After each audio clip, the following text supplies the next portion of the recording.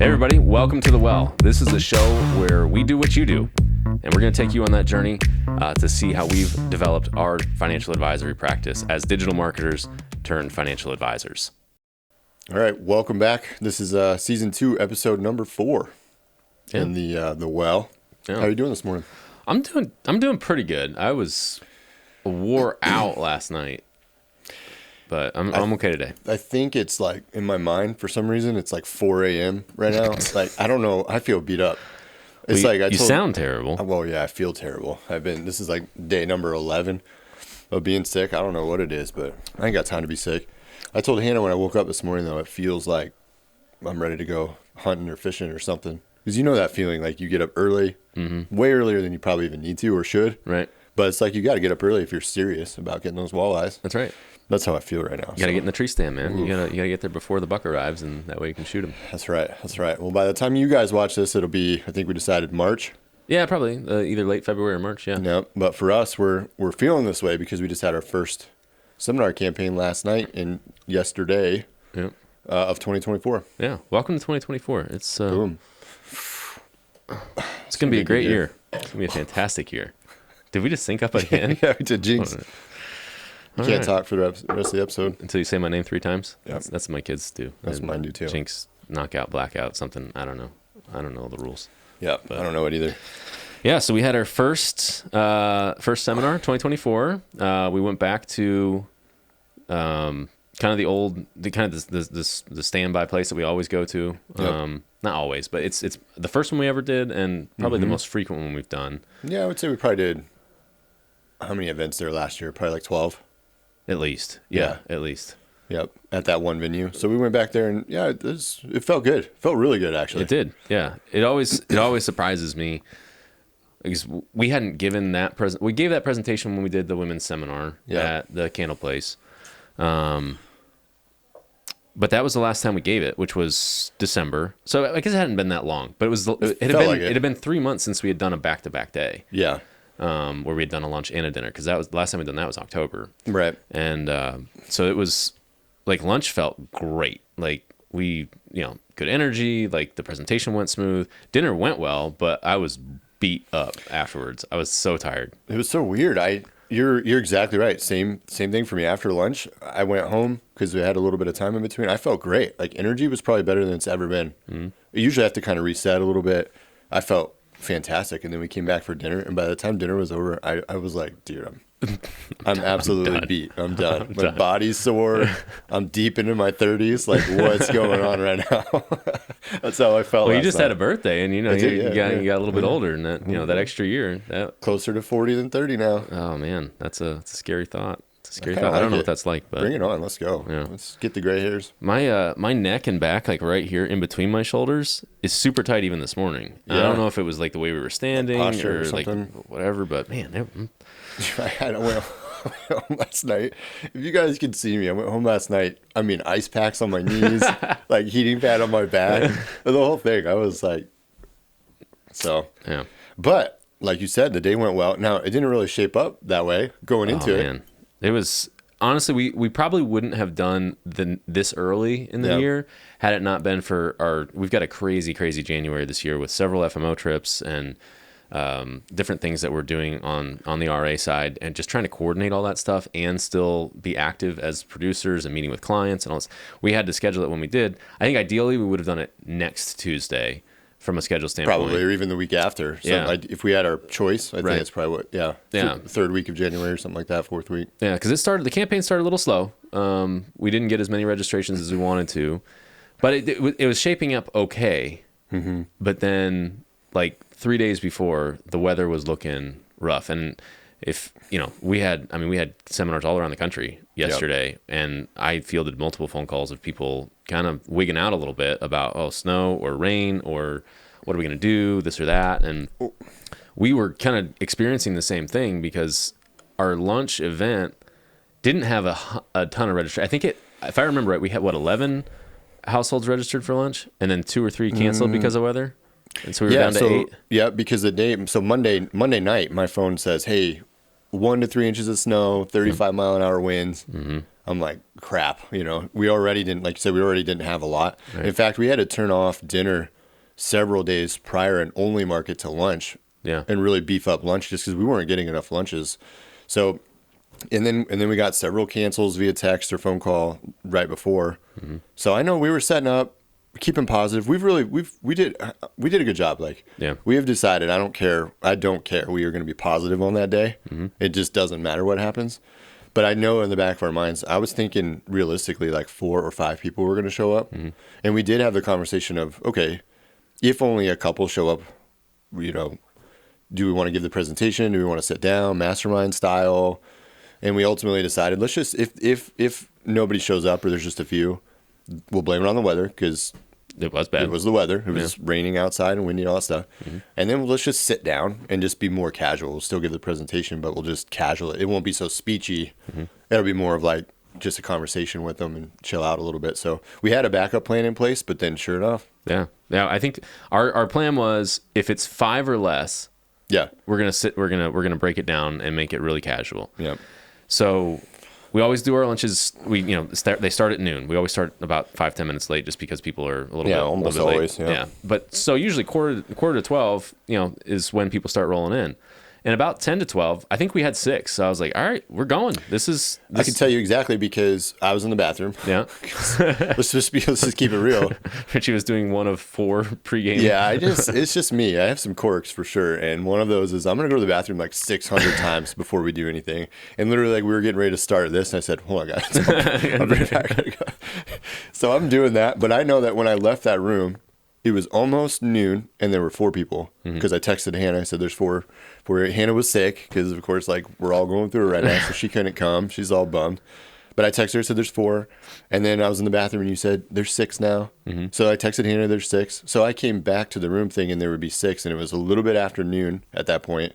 And then when I got there, you came up like with this face, like, come out of the room all excited. I'm like, what's just happened? It was like Michael Jordan there, like Michael Jordan. This is what it felt like. What just happened? But then you're like, there's 10 in there, or 12 even. I think there were 12 at that point. Yeah. Yeah, 12 people. I'm like, holy cow, This is awesome. That's 100% attendance at lunch. Yeah. So the way it worked out, we had 8 units that had not canceled. Yeah. They hadn't necessarily confirmed, but they had not canceled, and we had 8 units attend. Mm-hmm. So 8 for 8, basically. It actually worked out. One of the units that had not confirmed or canceled didn't show up, but we had another one that, as it turned out, had wanted to come to one in October, was sick, and had called Hannah and said, hey, I'm not going to be able to come. I want to come to a future one. And either Hannah called later or he responded to an email or something, but he didn't, for some reason, he wasn't on our list, but he showed up. So, not technically 100% attendance, but from a number standpoint, 100% attendance. Right. Yeah. If you're looking at it on paper, 100% attendance. And I just didn't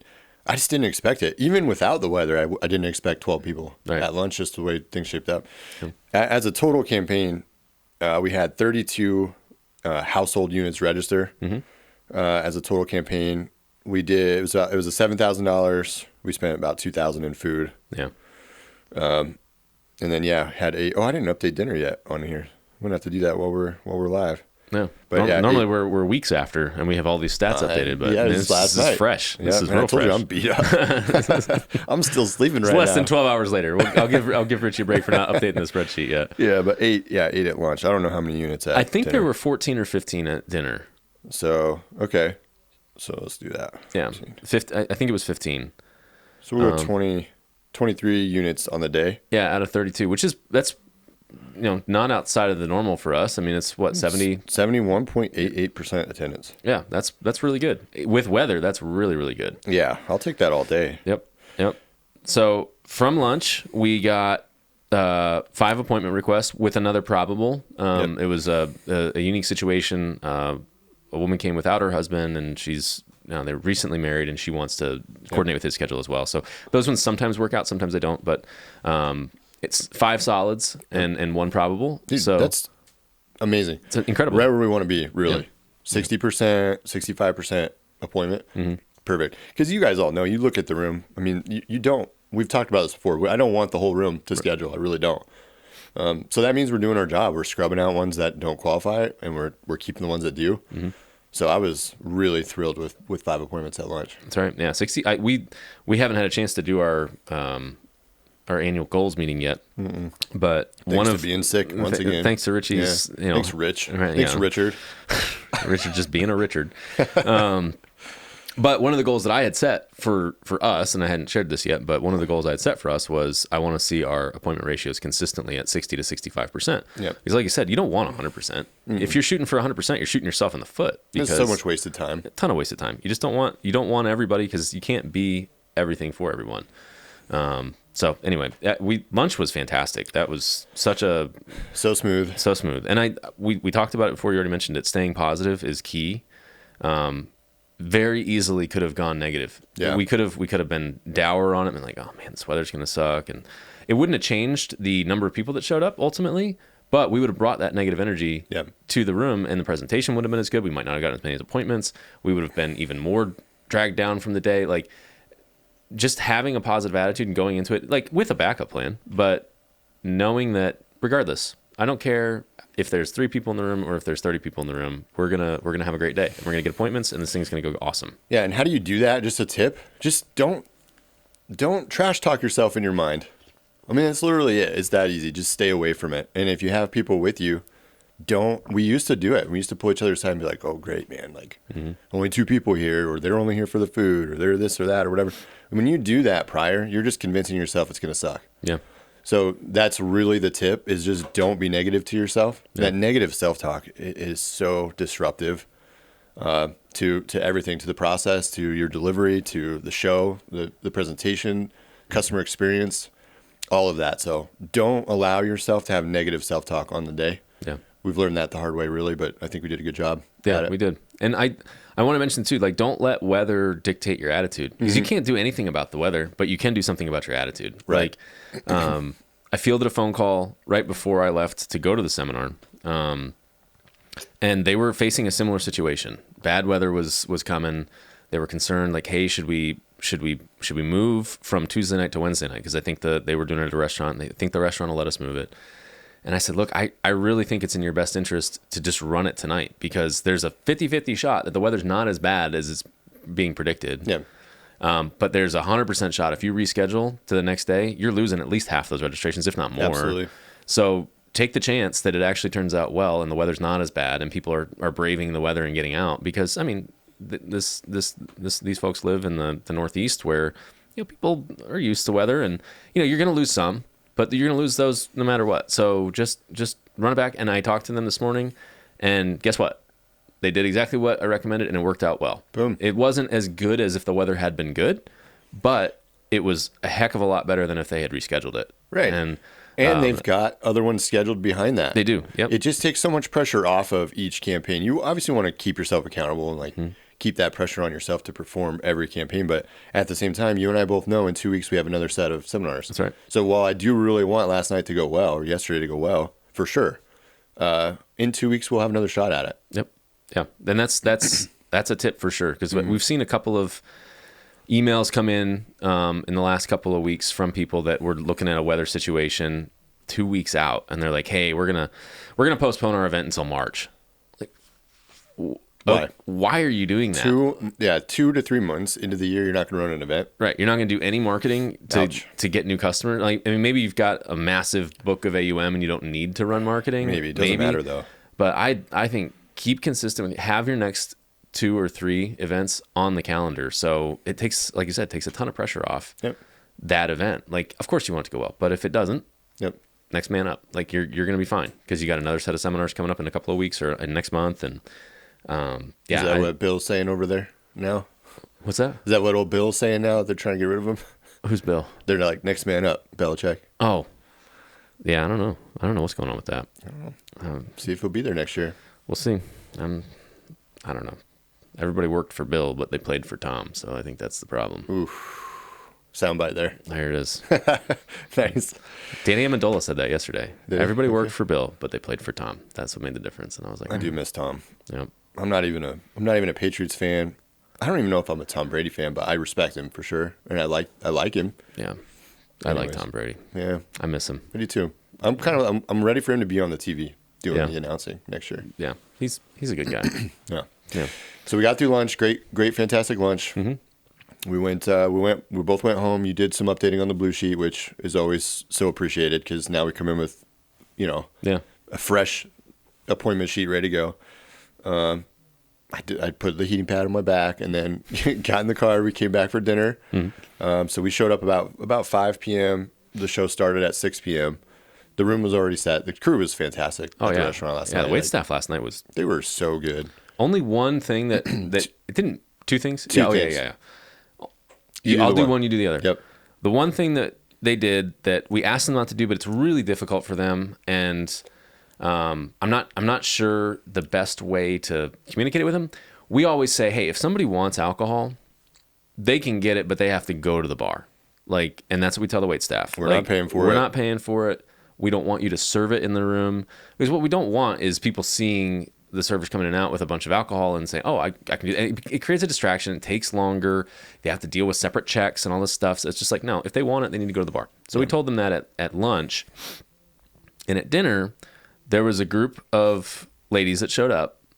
And side note, whenever you see 3 or 4 people all coming together, and you can tell right out of the gate that they're there for a good time, not to learn anything. And as soon as they got there, they asked for the wine list. And the servers were a little younger, and I think they didn't know how to push back and say, no, the guy, the team doesn't really want us to serve, so you're going to have to go to the bar. So they broke, and they gave them the wine list, and then they served a bottle to these 3 gals. And then, of course, 2 or 3 others then started asking for it as well. So that's the reason that we don't do it. And somebody, one of our clients told me that what she does, and I think we should maybe try this, is when that is requested, say, for liability purposes, we are not allowed to serve alcohol in the room. Right. And and leave it at that. Just take it away completely. We could just start telling the staff to say that. Yeah. Yeah. But we're, because of our compliance and licensing and insurance stuff, we're not allowed to serve alcohol in the room, period. And that's a good idea. Just kind of leave it at that, because it's a distraction more than anything. I mean, the ladies were not a problem. It's not like they were. Yeah, I was going to say, luckily it turned out okay. But I would say after they ordered 2 or 3 others, that whole table almost all had wine. And if you notice, where did we not get appointments from? Well, okay, let's fast forward, because I think let's get into that conversation. Yeah. We actually only at dinner came away with 3 appointments, and there were, what did we say, 15 units there? Yeah. But so on paper, wow, that's a crappy ratio, guys. What happened there? But if we're being realistic, there were 4, maybe 5 actual eligible units that we wanted appointments with. Yep. So we got 3 of 5 in worst case scenario. It's actually really good. Yep. I'm happy with that. Yep. So why? Well, I can tell you we made a mistake. We're not great at keeping our database really clean. Well, we have 2 databases, so it's hard to. We have 2 databases, and we use Infusionsoft a lot for for our client stuff and for customers and that kind of stuff, and sending out broadcast emails and stuff. So when we told you in the beginning, we weren't really getting a lot of units registering. So we got together as a team. What are some things we can do to beef up the numbers? This ad, this page is okay. So we were like, we've got like hundreds of names from last year of people that registered and didn't come. Let's just registered, period. Let's send out a broadcast email and say, hey, we're having our first event 2024. You're invited. Click here to register. So we sent out that email, not really thinking about it. So what happened at dinner, almost like 10 people have already come to our event before. Some of them 3 or 4 times that were on one of them 5 or 6 times. It was so annoying. And we're talking about protecting that negative talk. I'm human, and I was feeling it last night a little bit right before, because I already know I've seen them. Half of them were on their phone the entire presentation. Yep. Not even, this dude was sleeping in the corner. It was a little bit rough, and for some reason, kind of odd. Usually when they come only for the food, and they sit in the back because they don't want to have that awkward interaction. But a lot of them sat in the freaking front. Like the front row, they were just like right there. And I already know you've been here 5 times, guy, because last time you took everybody's dessert with you home. Right. So I know you. And he sat right in the front. So, but anyway, that was a mistake. We just kind of blanket invited everybody back, and we didn't have a clean database that don't include this group of people. And so we learned the hard way. So we had a full room, which was nice, but it wasn't nice because most of them were not going to schedule with us. Right. And we don't want them to. Right. Yeah, that's a very good point. But on the flip side, because I went through that same exercise in my Yep. brain. Our minimum was our minimum, and we actually just barely missed the minimum, even with all those people, and we had to buy 2 bottles of wine. You could have taken home a couple more bottles of wine. See, I know, but like I don't know. I don't like paying over like I know. triple the cost for a bottle of wine. Yeah. So I mean, no matter what, we had the sunk cost of the food. Like we're gonna pay this amount.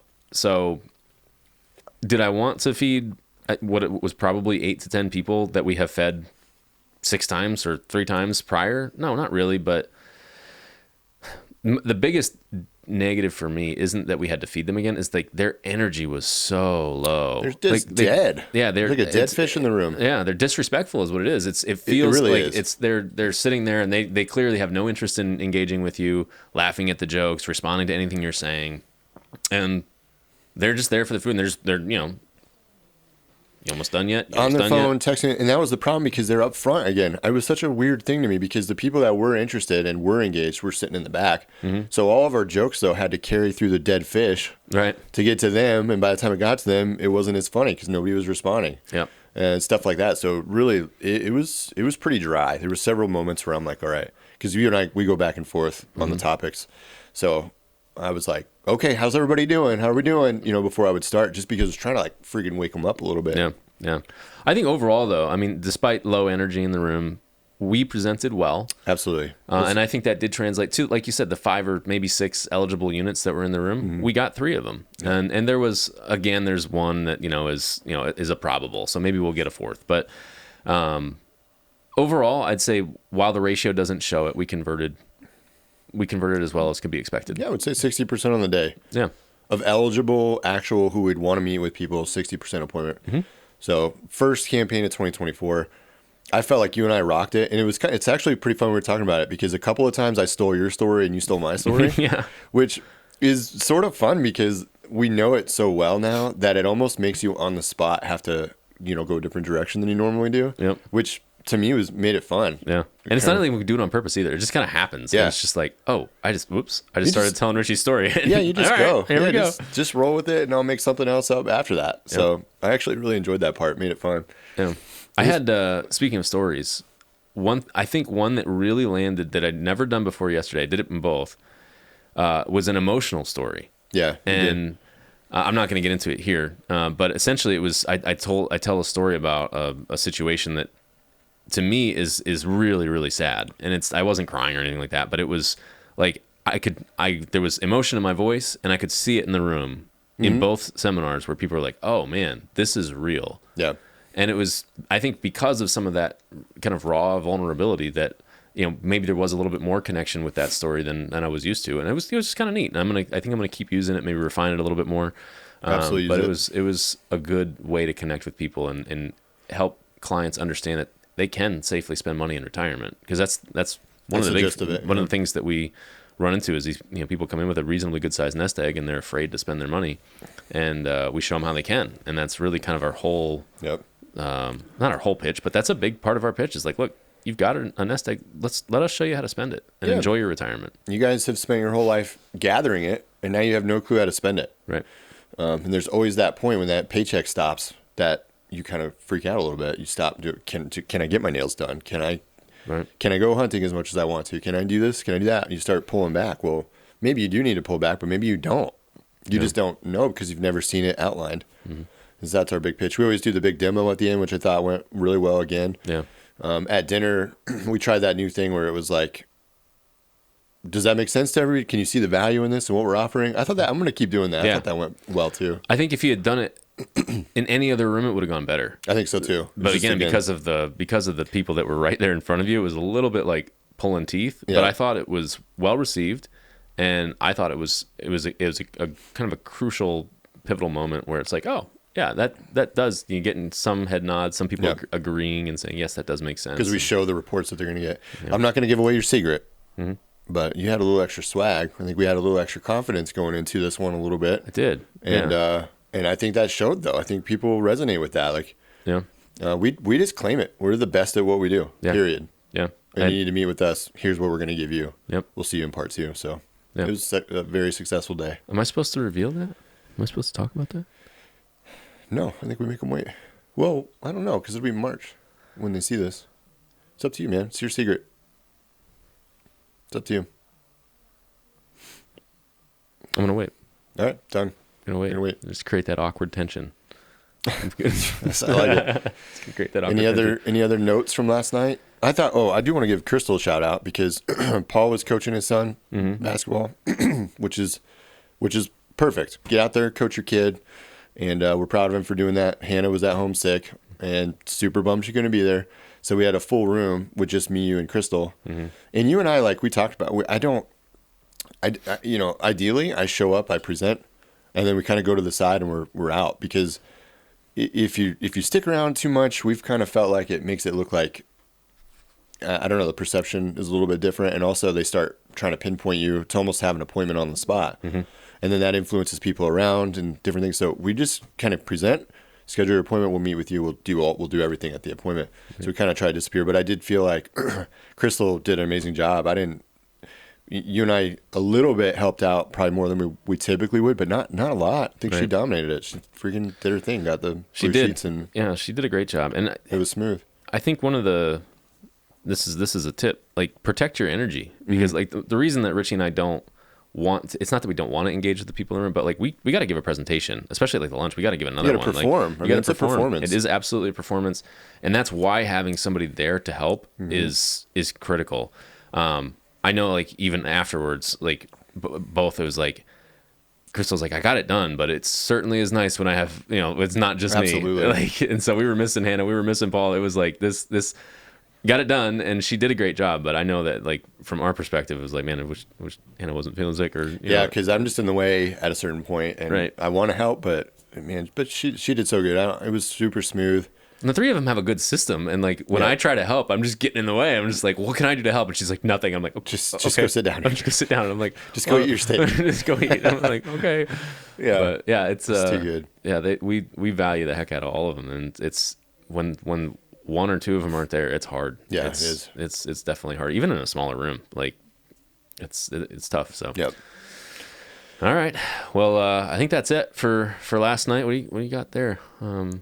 These are my birthday 4s. Yeah, I like those a lot. Yeah, these are the Olive SE Jordan 4s, and perfect like winter shoe. I don't know. And they changed up the materials for them a lot, so they're actually a little bit more comfortable than a typical 4. Yeah.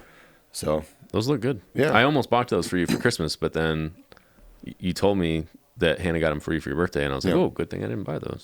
It's a really good thing I didn't buy those. That's a really good thing. Yeah, we had 2 of them. Yeah. They do look good. Yeah, I really like these. I got the toe box in there, the toe guard still in there, because but I don't think these will crease that bad. So they look like softer material, kind of like a suede-y, comfortable material. Now you wore those last night, but they look totally different today. Yeah, so these are, I don't remember exactly, they're like army rust or patina or something like that is what they call them. They kind of have like a coppery brown leather on the toe, and then black leather on the toe cap, and they have like a I don't know what this color is, like a sage green or something on the back. I really like these ones, and normally I actually wear them a lot for seminars, because if I throw the black laces in, they look pretty dressy. They're kind of a classy looking shoe. But when I was getting ready this morning, I was like, man, I like these a lot better with the mint laces. Yep. So I did an emergency lace swap this morning just for you guys. But yeah, the mint laces on these, kind of like an Eastery color. Yep. But I've had these a long time. I think these were probably Crystal got them for me 2 years ago, I think. Yep. And I wear them a lot. They've held up really well. The leather quality is incredible on these ones. Super comfortable, and I really like them. Yep, I love it. Yeah. All right, man. All right, well, that's a wrap. I don't even know what the next episode is, but it's going to be great. I do know what the next episode is going to be. Oh. It's going to be a fun one. Okay, told you. It's going to be great. It's going to be a deviation from the normal, and it's going to be fun. Okay. All right, well, we will see you back for that episode then. All right. Thanks, guys.